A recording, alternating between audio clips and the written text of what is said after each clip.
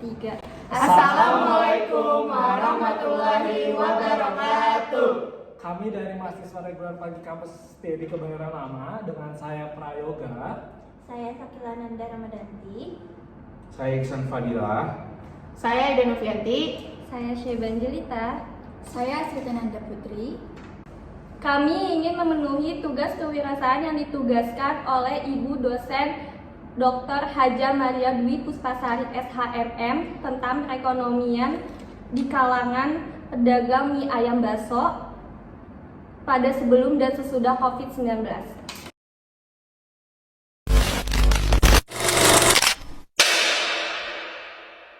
Kita dari kampus TB Kebayoran Lama dengan saya Iksan Fadilah, Dengan saya Ida Novianti. dengan Ibu. Nena Zulkarnain. Oke, di sini kami akan mewawancarai tentang mana nih, Ibu. Bagaimana sih Bu usaha bisnis Ibu selama pandemi COVID kemarin? Waduh, kalau COVID kemarin bener-bener hancur ya. Wah, parah ya Bu ya. Parah banget. Berarti Setelah COVID penurunan drastis ya. banget gitu. Palingan cuma 30% ya 30%. dibanding dulu. Gitu.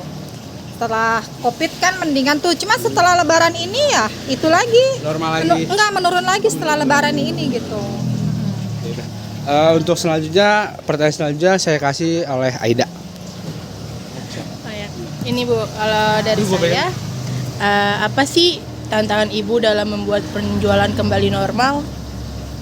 Mungkin ini ya Strategi inovasi Ibu mungkin inovasi baru, menu-menunya ditambah gitu menu kan, ya. menunya ditambah, terus rasanya tuh ditambahin lagi gitu, dibedain sama yang lain Kualitasnya kan. Bu ya. Diracik lagi Bu. Iya benar. Gitu aja sih. Gitu aja. Ya. Oke, saya jawaban Ibu mungkin udah lebih dari cukup. Terima kasih banyak Ibu. Sama. Ibu siapa tadi namanya? Nena Zulkarnain. Ibu Nena. Terima kasih Ibu. Terima kasih Nena. banyak ya, Bu. Terima kasih banyak Bu. Iya.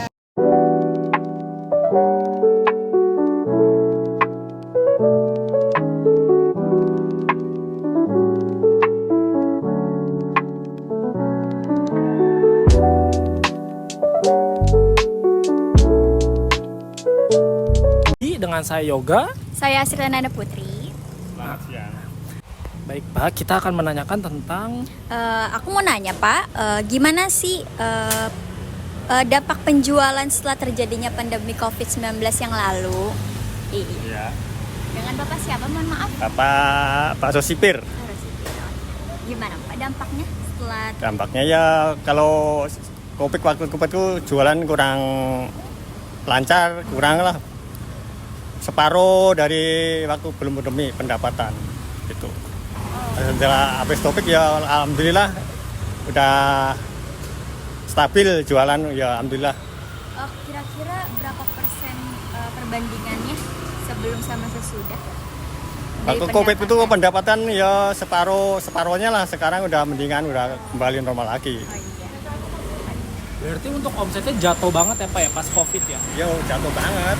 Kalau untuk sekarang itu udah balik ke 100% Bapak pendapatan sebelumnya, apa masih 60% atau 80%-an? Udah lumayan udah kembali 100% pendapatan. Daripada COVID kemarin udah lumayan. Berarti untuk sekarang udah alhamdulillah udah lancar semua ya Pak, mau bahan dan segala macamnya itu udah masih. Ya alhamdulillah udah mulai lancar lagi, udah mulai stabil lagi. Terima kasih Pak. Sama-sama. Terima kasih ya Pak.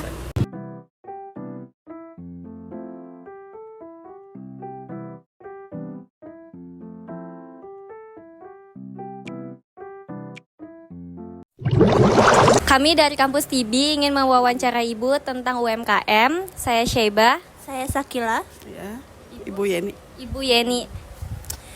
Bagaimana cara Ibu bertahan selama masa pandemi? Ya dengan adanya suami yang bekerja sama anak-anak kerja, jadi dibantu. Oh, jadi ini cuma sampingan Ibu aja ya? Iya benar, betul. Pertanyaan kedua, selama masa pandemi apakah Ibu dapat bantuan dari pemerintah dalam bentuk uang atau sembako? Uang. Itu sesudah atau sebelum? Sesudah pandemi. Pas sebelum pandemi belum dikasih apa-apa? Belum. Karena ibu mungkin nggak terdaftar ya bu ya? Iya, enggak terdaftar. Jadi BLT aja bantuannya. Oke, kasih ya bu. Sama-sama.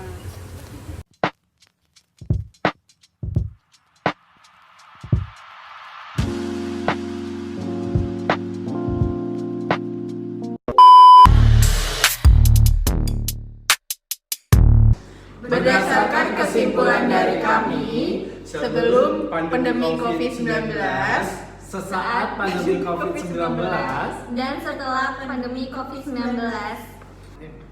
sebelum pandemi, pedagang mie ayam mengalami pendapatan stabil dengan penjualan 50 porsi sehari. Sehingga pelanggan puas dan kembali untuk membeli lagi karena memiliki rasa yang enak, memiliki lokasi strategis yang berdekatan dengan kantor maupun sekolah.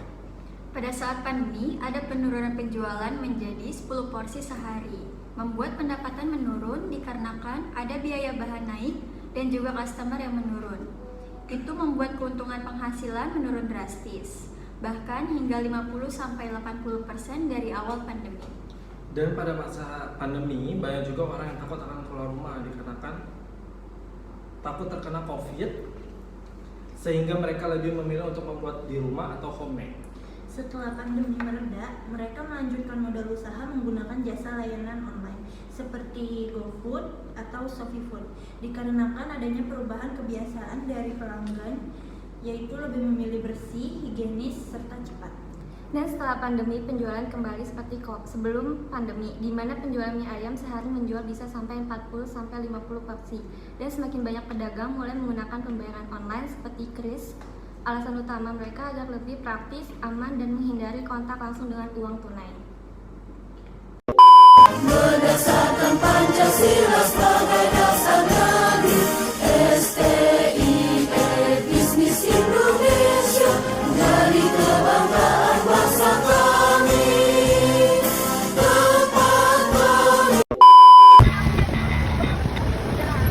Tepat kami. Hai guys. Yang ditugaskan oleh dosen.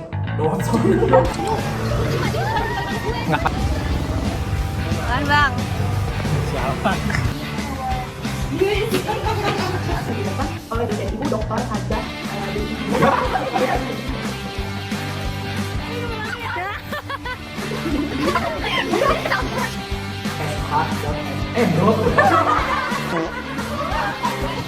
Dadah. Dah. Sekian dari kami. Jangan lupa like dan komen. Bye.